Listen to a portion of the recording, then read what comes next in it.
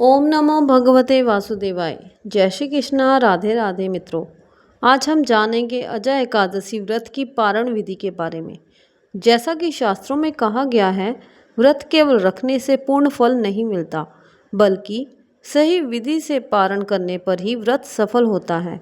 तो आइए जानते हैं अजय एकादशी व्रत के पारण का महत्व और इसकी सही प्रक्रिया के बारे में। अजय एकादशी व्रत का पारण द्वादशी तिथि में किया जाता है।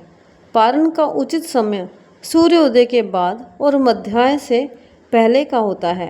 ध्यान रखें कि हरिवासर काल यानी द्वादशी का पहला प्रहर समाप्त हो जाने के बाद ही पारण करना चाहिए। 19 अगस्त 2025 को यानी आज पूरे दिन अजय एकादशी का व्रत रखा जाएगा, जबकि व्रत का पारण अगले दिन 20 अगस्त 2025 दिन बुधवार सुबह 5:53 से लेकर सुबह 8:29 के बीच होगा।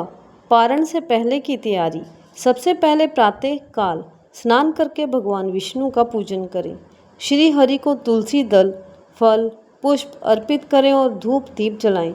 पूजा के बाद व्रत पारण का संकल्प करें।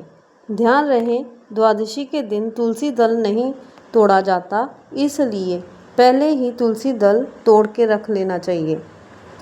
पारण विधि। व्रत पारण से पहले भगवान विष्णु को नैवेद्य अर्पित करें।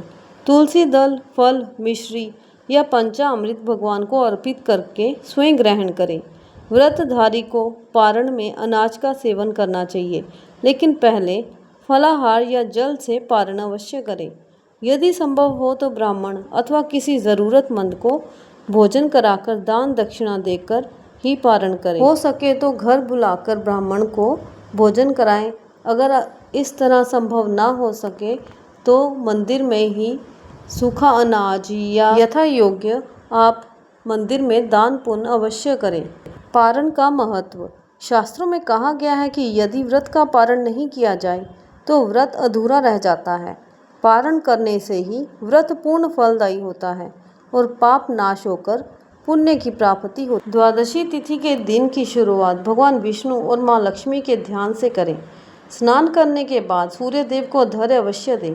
इसके बाद घर मंदिर की सफाई करें।